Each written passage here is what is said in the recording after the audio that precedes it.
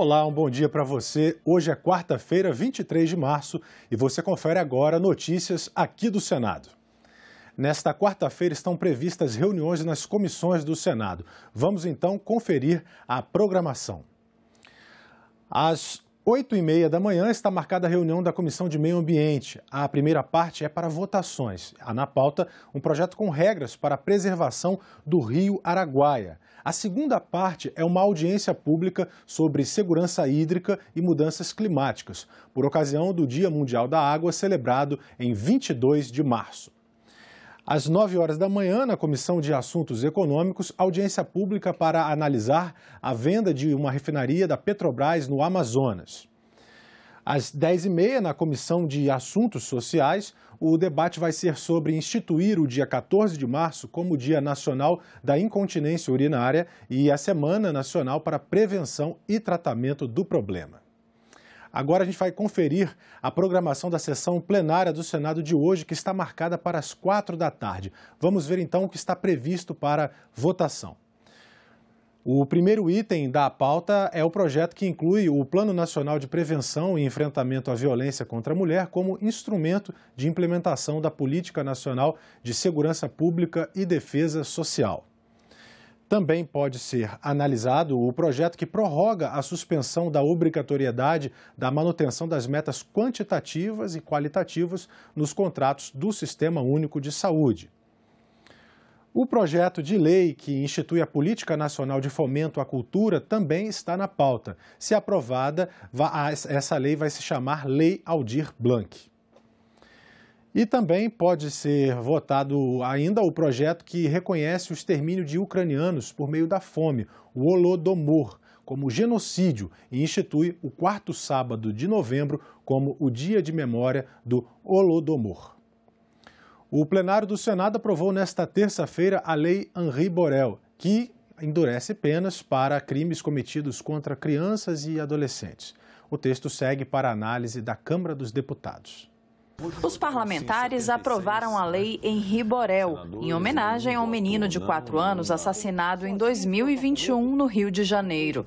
O projeto de lei endurece as penas para crimes contra crianças e adolescentes. A proposta também cria mecanismos de enfrentamento à violência doméstica e institui o Dia Nacional de Combate à Violência Doméstica e Familiar contra a criança e o adolescente. Na justificação, as autoras pontuam que não são isolados casos como o do menino Henri Borel, vítima de violência praticada em ambiente doméstico, e que é necessário dar um basta às inúmeras tragédias que assolam crianças e adolescentes em contextos similares.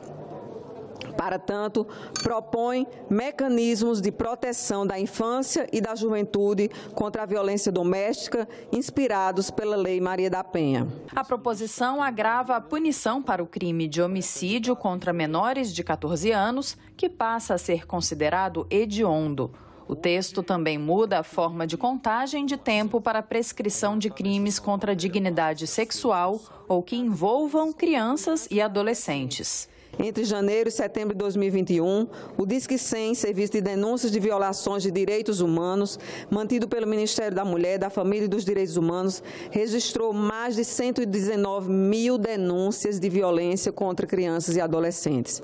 A situação é, de certo, ainda mais grave, considerando a notória subnotificação de registro de casos de violências praticados em determinado contexto, a saber, o doméstico. No caso de crianças e adolescentes, os agressores encontram uma dupla vantagem, pois aproveitam-se do desenvolvimento incompleto da vítima, de sua fragilidade física e intelectual, da sua incapacidade para se autodefender, para perpetrar os crimes mais odiosos, na certeza de que não haverá reação, denúncia e, consequentemente, punição. 60% dos casos de violência doméstica no Brasil não acontece com mulheres. Acontece com crianças de 0 a 14 anos de idade, dentro de casa. No pronto-socorro, dificilmente chega uma mulher espancada para não vir um filho também espancado.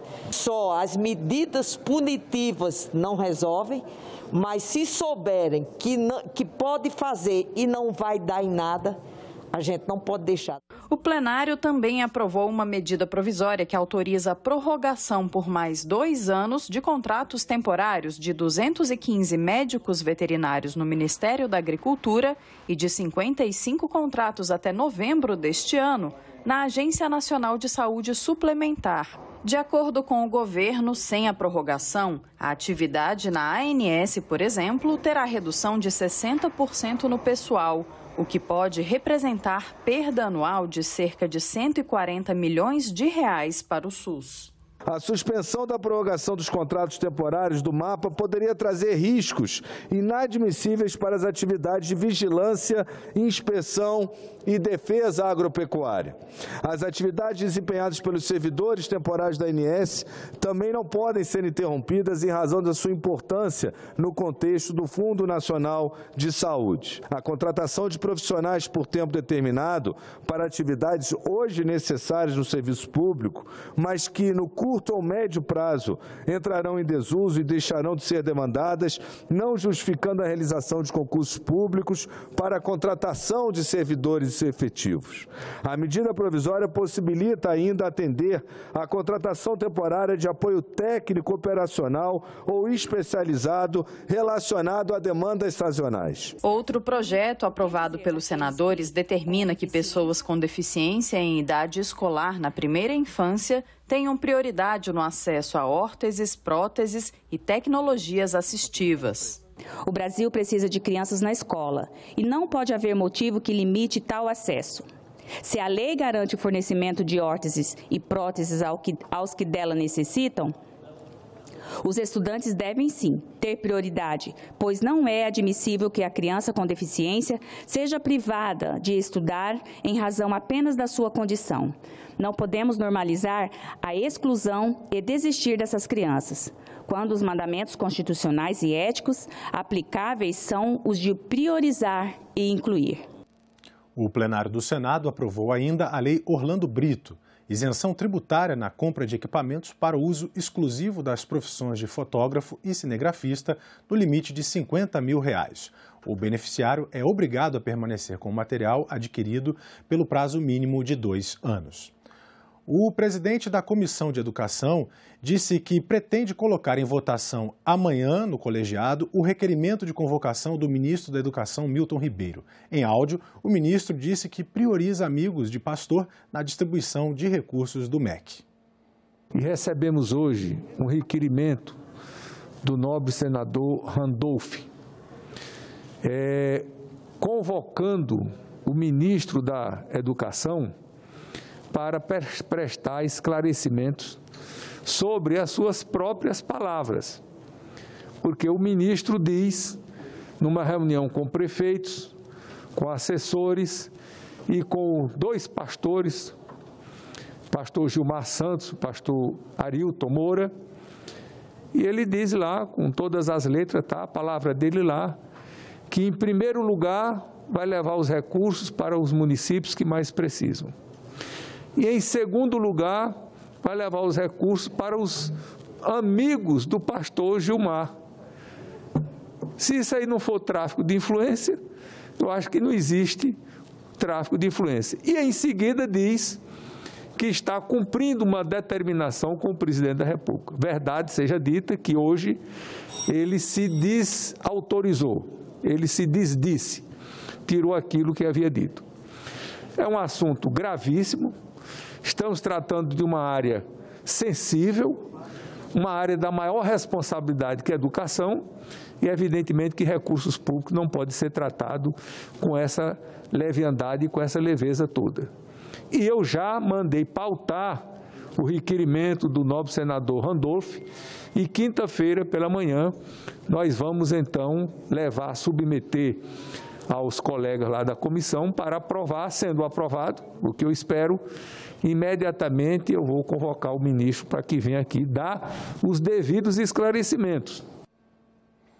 O Congresso promove daqui a pouco, às 10 horas da manhã, uma sessão especial para a entrega do diploma Berta Lutz, em reconhecimento à defesa dos direitos femininos no Brasil.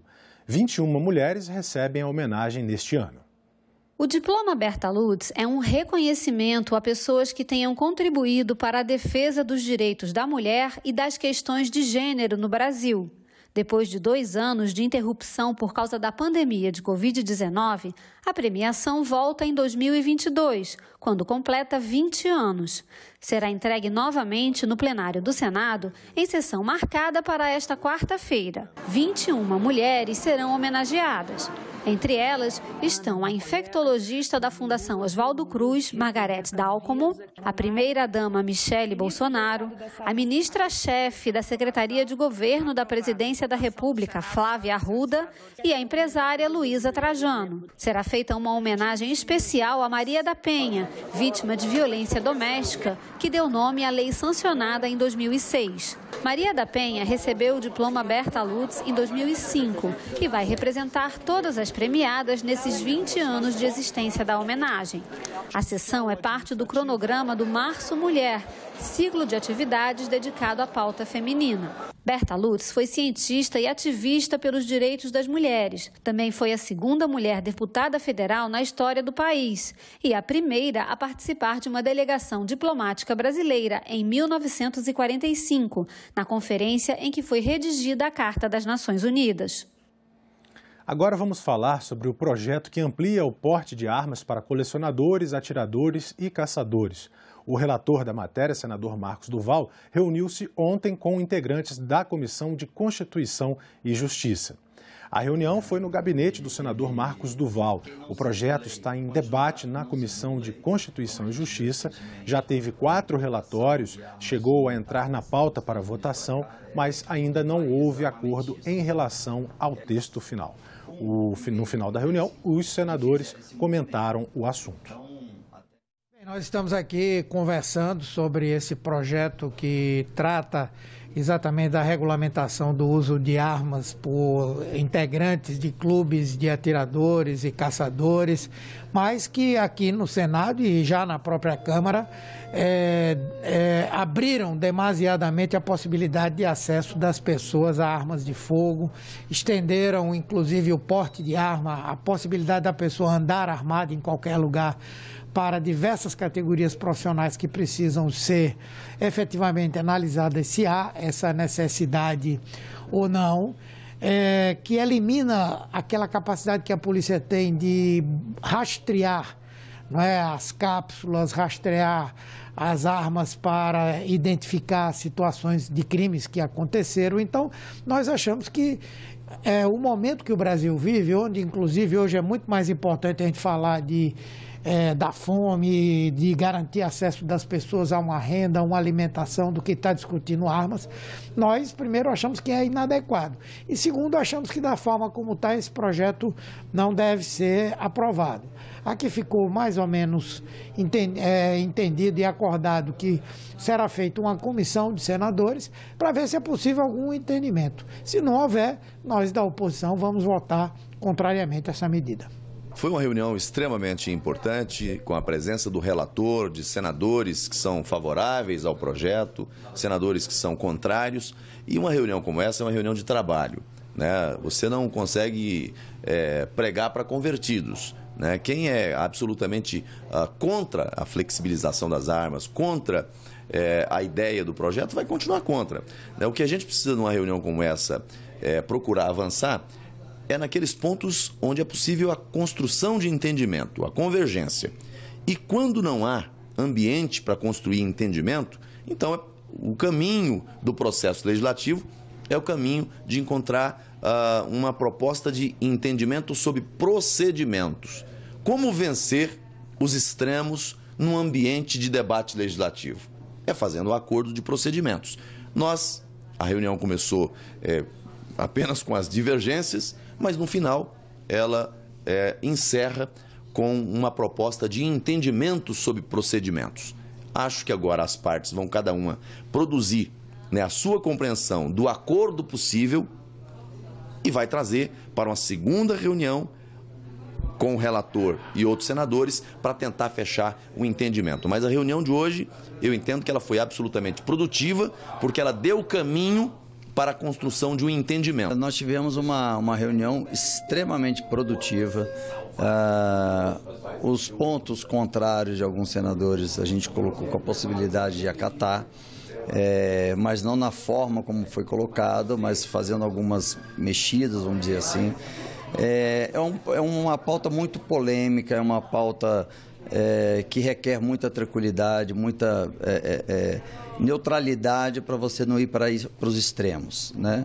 Então a gente também não pode tirar o direito da sociedade que quer ter a sua arma, que seja para caçar, que seja para colecionador, que seja para atirador esportista. A gente não pode pensar que um dia o Brasil, que sempre recebe medalha de ouro no tiro esportista, de repente a gente acabar com esse esporte no Brasil. Então, de muita responsabilidade. A gente também não pode achar que a arma tem que ter, qualquer um pode ter acesso a essa arma.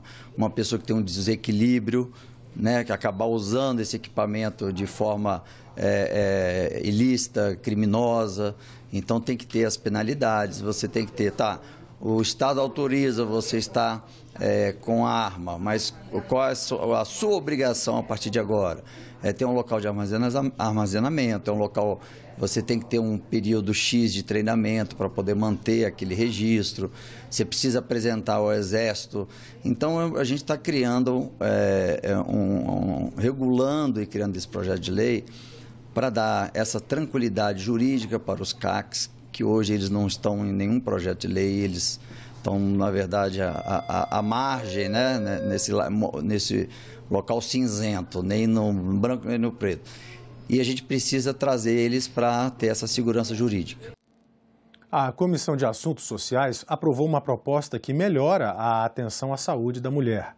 Outro projeto aprovado promete melhorar o nível de informação da população sobre as doenças em geral.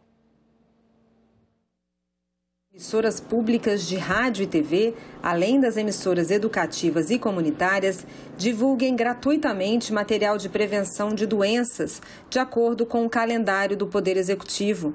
A matéria, que veio da Câmara dos Deputados, segue agora para análise da Comissão de Ciência e Tecnologia. Isso mostra a relevância do calendário da saúde e o mérito do PL número 2106 de 2019, o qual irá ampliar significativamente o número de veículos de comunicação de radiodifusão e de televisão envolvidos na divulgação das mensagens educativas referentes às campanhas definidas no referido calendário. Os senadores aprovaram ainda substitutivo da Câmara dos Deputados ao projeto de lei da ex-senadora Vanessa Graziotin, que prevê ações que asseguram medidas de prevenção, tratamento e acompanhamento dos cânceres de mama e de colo uterino dentro do Sistema Único de Saúde, o SUS. Na Câmara, os deputados incluíram no texto o câncer de colo retal. Assim, a inclusão do câncer colo-retal parece-nos pertinente e justificável, uma vez que esse tipo de câncer apresenta grande incidência na população feminina, especialmente nas regiões Sudeste e Sul. De acordo com o Instituto Nacional do Câncer, INCA, ele ocupa o segundo lugar em termos de incidência entre as mulheres. A incidência só não é maior do que o câncer de mama nas mulheres, mas já é tudo. Então, incluí-lo nesse rol aí desse projeto original, eu queria parabenizar o colega Marcelo Castro, é importante. A proposta ainda vai ser votada no plenário do Senado. A Comissão de Infraestrutura ouviu nesta terça-feira 2 indicados para a diretoria da Agência Nacional de Telecomunicações, a Anatel.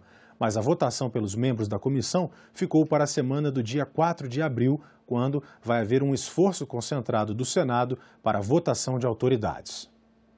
Carlos Manuel Baigorre é economista e funcionário de carreira da Anatel desde 2009. Em novembro de 2020, passou a fazer parte do conselho diretor e em dezembro do ano passado foi indicado pelo presidente Bolsonaro para ocupar a presidência do conselho. O TCU chegou a pedir a suspensão da sabatina dele ao Senado por suposta ilegalidade técnica na indicação.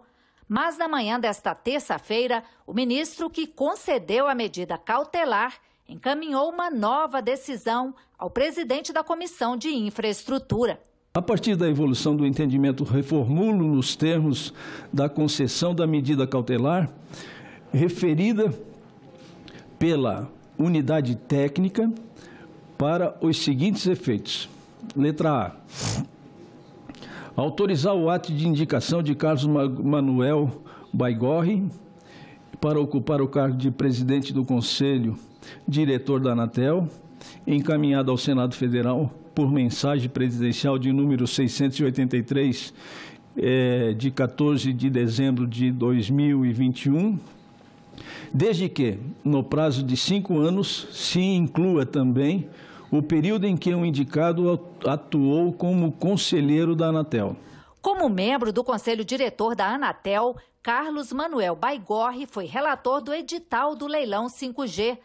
Entre os desafios que virão, Baigorre citou implementar o 5G, coibir o telemarketing abusivo e levar conexão aos desconectados. O maior desafio que nos apresenta é o desafio de levar conexão aos desconectados. Esse é um desafio que a sociedade toda brasileira exige de nós e a sociedade pode contar com a atuação do Senado Federal e da Câmara dos Deputados na luta pela conectividade.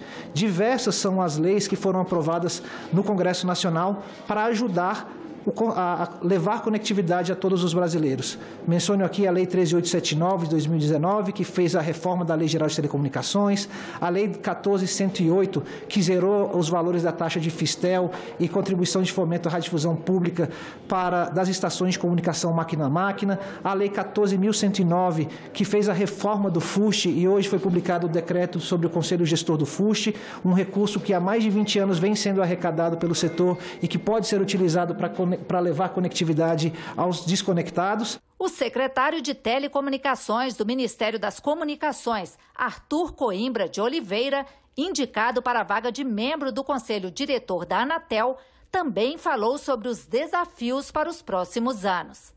Em relação às escolas, nós também temos o desafio do FUST. O Fundo de Universalização do Serviço de Telecomunicações foi aprovado pelo Congresso Nacional. O decreto do seu regulamento foi publicado hoje no Diário Oficial e a gente acredita que no segundo semestre deste ano os recursos já vão chegar aos cidadãos brasileiros, sendo que uma das prioridades é o atendimento de escolas. Por decisão do presidente da comissão, senador Dário Berger, os indicados serão sabatinados e votados no dia 5 de abril, na Semana do Esforço Concentrado. A Comissão de Transparência e Fiscalização e Controle aprovou a convocação do ministro da Saúde, Marcelo Queiroga. Ele vai prestar informações sobre a qualidade da saúde pública no Brasil. A data ainda vai ser definida. Vai até o dia 6 de maio a consulta pública sobre a modernização do processo administrativo e tributário. As sugestões vão ser analisadas pela comissão de juristas criadas para essa finalidade pelo presidente do Senado, Rodrigo Pacheco, e pelo presidente do Supremo Tribunal Federal, Luiz Fux.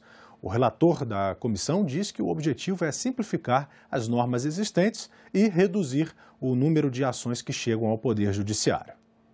A comissão estará atenta a definições processuais e procedimentais que simplifiquem o contencioso administrativo e judicial tributário e favoreçam a sua sistematização, padronização de ritos e unificação de entendimentos.